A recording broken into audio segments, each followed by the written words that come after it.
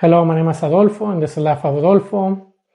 I'm gonna make a video on boxing, and this part of the segment in boxing is gonna be lost in translation. And what I'm trying to do on these videos is, since I speak English and Spanish, is look at videos of boxers that made an interview or talked about something in Spanish, and I feel it's good for people that don't understand Spanish to hear it from the horse's mouth, and of course me putting my input on it. As for my channel, I don't really have a niche, but I do love boxing. I love baseball. I talk about trending items and things that I'm doing in process in my life. For the first video on Lost in Translation, I'm gonna make it on Julio César Chávez. For people that don't know, he is a boxer from Mexico, or was a boxer from Mexico. He retired. He went like 90-0. He had a lot of fights. He fought Camacho. He fought Randall. He fought Medrick, Roger Mayweather, and so on. And the videos that I'm gonna cover is what he considered his downfall or his addiction when it started. And I'm gonna put video by video so you could see the path of what he considered his downfall. Now, what was his downfall? It's that white powder. He mentioned it on the videos, but how it started. And before I start the video, the first video, he was about to go fight Camacho. If people recall, he was in the ring and Camacho came to the ring and they had this, let's make this deal and make it happen. After that, of course, there was press conference and so on. But before I do all this and people bash Camacho or him and so on, there's a video after, it was an exhibition fight that he fought Camacho Jr. I believe it's Camacho Jr. And because Camacho already passed away at that time. And Chávez brought up that him and Camacho, at one point after the fight, they became friends. As a matter of fact, Camacho went to Chávez area in Mexico and they had a blast. But I haven't found that video yet. I was trying to look for it, but I believe that's good for another segment, so people can understand how they became friends at the end. And as we could see, like I mentioned, he did fight Camacho Jr. afterwards. Now, to cover the first part of the tape, we have to remember that was like the main fight for Chávez at that time, because it was a Puerto Rican against a Mexican. Chávez won the fight, and he said it, that in Mexico he was treated like the Pope. That's what he said. He started laughing and so on. But also, that was his biggest achievement at that time, but also it became with a downfall. And the video is gonna show that part. And this is Chávez on the video explaining how everything happened. El pico fue cuando peleé con Macho Camacho. Ahí fue la gloria para mí, pero el acabose para mí. ¿Por qué? Te voy a decir por qué. Porque fue una pelea muy mediática. Ha sido la pelea más mediática que he visto en la historia en México. Recuerdo que después de la pelea me habló el presidente de la República, me fui a México, me pasearon desde el aeropuerto hasta Los Pinos como si fuera el Papa. ¿Me entiendes? Digo, con todo respeto, no soy el Papa, pero, ¿me entiendes? Pero por las calles llenas y todo, ¿me entiendes? Fue una locura. Entonces, ahí fue donde yo probé la cocaína por primera vez, porque sentí que lo había ganado todo. Y la verdad me sentía solo. ¿Y qué fue lo que busqué? Por la cosa más estúpida y tonta, ¿me entiendes? ¿En qué me refugié? En el alcohol y la droga. On the second video, he's gonna reiterate what happened, but with a different person interviewing him, and how he had everything and he felt empty. And that's gonna lead to the third video, so you can understand who he was hanging out with, who he was talking to, and how high power they were on the cartels at that time. And I'm going to explain when I get to that video. So here's the second video of him explaining his downfall and how he felt. El sueño que yo tenía desde chico, de joven, se me había cumplido, ¿me entiendes? De tener millones de dólares, ya los tenía, gracias a Dios. Y ya tenía... Todo lo con lo que cualquiera podría soñar. Ya tenía mi avión privado, ya tenía mi yate, ya tenía mis mansiones. Y me sentía vacío, campeón. Dije yo, Dios mío, ¿qué me pasa? O sea, ¿qué me está pasando? Y es ahí donde busqué la cosa más estúpida y pendeja que fue la droga y el alcohol. Ahí me refugié y eso fue el infierno para mí. Ok. Porque te sentías vacío.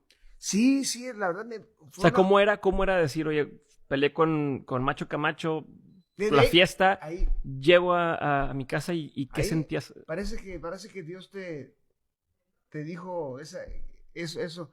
Porque ahí en la pelea con Macho Camacho fue cuando yo probé la droga por primera vez. Okay. ¿Por qué? Porque esa pelea fue una locura. Esa pelea fue algo histórico, ¿me entiendes? O sea, Las Vegas era una locura, no se podía dar un paso para ningún lado. México me han dicho que estaba paralizado, que estaban esperando esa pelea. Llegué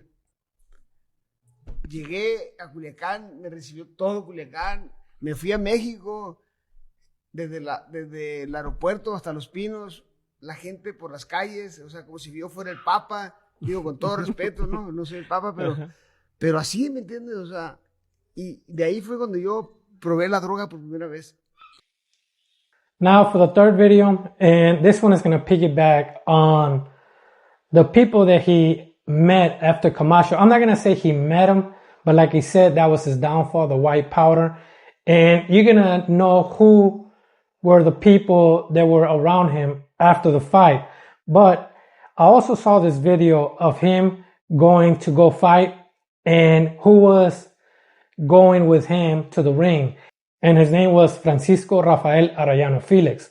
For people that don't know him, he was one of the main bosses of the Tijuana cartel. And the story, I forgot at what age, but it was at 60 plus. On his birthday, this person dressed as a clown, he went up to him and unalived him. Now, the person that they're talking about, or they assume was the person dressed as a clown, was El Chino Antrax. El Chino Antrax worked for Mayo Zambada. He was in U.S.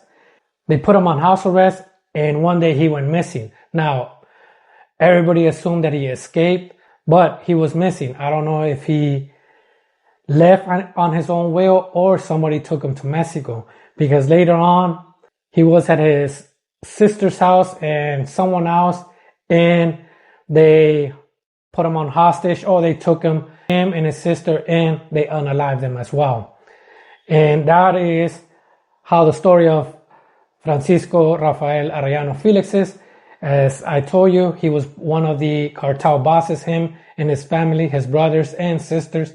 The cartel still exists, but the main leaders, most of them either unalive or probably in jail as well. Now, to cover the video, this is him walking with him to the ring. As you can see, side by side with a picture, black and gray, and him walking with him. And the reason I wanted to cover that is because at one point, the cartel had a conflict. And on that conflict, the Felix, Chapo, and all of them had a conflict. But eventually, Chavez said, I cannot go against Felix. And as you can see, he's the one that walked him to the ring at one time. And he stayed neutral. And here's the video of him explaining how one day he went to a party, or he was invited to a party. And then I'm going to cover what choices that he had of him going to that party from him, the horse's mouth.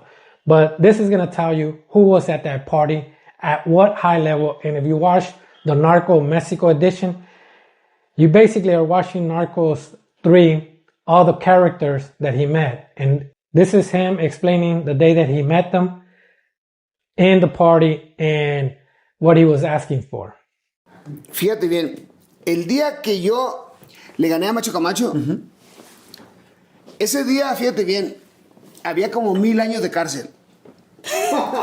En la reunión. Estaba en la reunión, estaban los Arellano Félix, estaba el Güero Palma, estaba Amado Carrillo, el Señor de los Cielos, estaba el Chapo Guzmán, estaba el Azul, Esparragosa, estaba el Mayo Zambada, y los Arellano Félix. Y todos querían conocerme. Y llego yo, y yo en el medio. Y todos, guau, platicando, ¿cómo estuvo la pelea? Y todo. Y yo llegué, me andaba bien loco, pues fue el primer día que yo andaba, que había consumido. Y entonces todos estaban de la pelea del Macho Camacho, ¿me entiendes? ¿Qué esto y esto? Y hasta que yo me enfadé, le dije, ¿cómo chinga? Le dije, ¿sabes qué? Yo lo que quería era perico, ¿me entiendes? Y ahí estaban los proveedores. Sí. And as you could see on the video, this is after he beat Camacho. He went to meet all these leaders and they were asking him how the fight was and things about the fight. And all he wanted is the white powder. He asked for the white powder. They didn't have none. And on another video, I'm going to explain more about it. But all those members that he mentioned were part of the Guadalajara cartel, this splinter. You had Amado Carrillo with the Cartel of Juarez. You have Tijuana cartel with the Arellano Felix. You have Mayo Zambada that he also mentioned. He's from the Sinaloa cartel. Chapo, Güero Palma. Güero Palma's in jail. He also mentioned Azul and other characters. The top cartel leaders of each of these branches and at one point of the Guadalajara cartel. He also mentioned El Jefe de Jefes, which is Miguel Ángel Felix Gallardo. He was the main head of the Guadalajara cartel, and all these workers that each one also carry part of another cartel. And if you watch Narcos, how it says, he actually splitted the cartel. And he splitted it just in case the United States tries to go after another person or another leader. They have to worry about X amount of leaders now because you have the Sinaloa, like I mentioned, Tijuana, and Sonora, and Ciudad Juarez. As for one person he didn't mention is Caro Quintero. He was probably in jail since he was the person that was the main focus for the Camarena Unalive, and they were looking for him. He was probably a fugitive or he was already incarcerated. Now, for people that are saying that he had a choice of not going or denying those visits, this is not the United States. In Mexico, if the cartel tells you to go, odds are that you have to go, or the second option is you're forced to go, and the third option is something might happen to your family. I don't have nothing against the cartel. I'm just making this video on Chávez explaining. I like to keep my nose clean, and I'm just trying to translate this video for people that speak English. At the same time, Chávez also explains on the video that the U.S. knew who his friends were. En Estados Unidos, los americanos también lo saben, porque se los dije en su momento, ¿me entiendes? ¿Qué quieren que haga? He told them who his friends were. That doesn't mean that he told them their location and so on. He just let them know that who are his friends, the cartel leaders, and he went to go visit them because he didn't have a choice. He either goes by his own will or he's forced to go by not his will. And at the same time, he also mentions things that might happen if he don't go. And here's the video, him explaining that part. Ellos tenían hijos y entonces me mandaban llamar. Y si no iba, Jordi, me llevaban. Now, as for Julio César Chávez, I don't know how he met all these leaders, but like I mentioned, he did become friend with the Arellano Felix. Even when they had this conflict, he said he wanted to stay neutral. At the same time, I believe that they liked him because even though he's not from Sinaloa, he started his boxing career in Sinaloa, in the state of Sinaloa. He's from Sonora, and 5 of his first 8 fights were in Sinaloa. The other 3 were in Sonora. And then after that, the next 17 fights after those fights, he fought in Sinaloa and in Tijuana. And I'm not sure if that's what led him to be friends with the Arellano Felix as well, because he moved to Tijuana, like I said, and fighting also in Sinaloa. At the same time, the Arellano Felix they were born in Sinaloa. Right after Tijuana and Sinaloa, his 17 fights, that's when he went to the States and started fighting. Actually, he fought one fight, and that was in Sacramento. And then he went back to Mexico, and then he went to the U.S. I know a lot of Mexicans, their icon is Julio César Chávez. I did see him on his prime, but at the same time, I also saw him when he fought De La Hoya. And that's when I feel like on the second fight, when he did the RTD, he didn't get out of his corner. It was in a decline. I think the first fight was his decline. That's when he was declining. And I felt like it was the passing of the torch. Passing of the torch between him and De La Hoya. Same thing with Morales when the torch was passed from Daniel Zaragoza to Eric Morales. And that's what I felt that, and I know I'm getting off topic with Canelo and David Benavidez. It was a passing of the torch, but I feel Canelo has a different agenda. He's fighting Munguia. I don't think this is going to be the passing of the torch. Maybe they're waiting for the finale of him and Benavidez before Canelo rides the sunset. Now, as for his downfall, it's hard to say that it could have been prevented. It could probably be prevented if he didn't use, but the meeting, I don't think it could have been prevented. You need to understand that people with high power, they could tell you what to do, and your choices are very limited, especially in Mexico. I don't have nothing, like I said, against the cartel. I don't have nothing against nobody in no section or rooting for whatever cartel, because I like to go visit Mexico and have peace. That's the honest truth. As for Chavez, he lived in Sinaloa. I don't think he had a choice. He enjoyed his life. He talks about his life in Spanish. Some of his videos are funny, like when he was caught, I don't want to say caught cheating, but he was caught with another girl in his vehicle, and with what his wife did to the vehicle, which I'll probably cover that in a different Lost in Translation, since he has a lot of videos in Spanish that people that speak English don't listen to his actual life and how it is, or how he has turned it around from what he used to do to now what he is doing. And for people that don't know, I believe he's still in TV Azteca TV. It's an Aztec TV station, and he covers boxing for them each time that there's a fight. Since in the US, a lot of fights that are pay-per-view in the United States, they're covered for free under TV Azteca, and he's one of the announcers.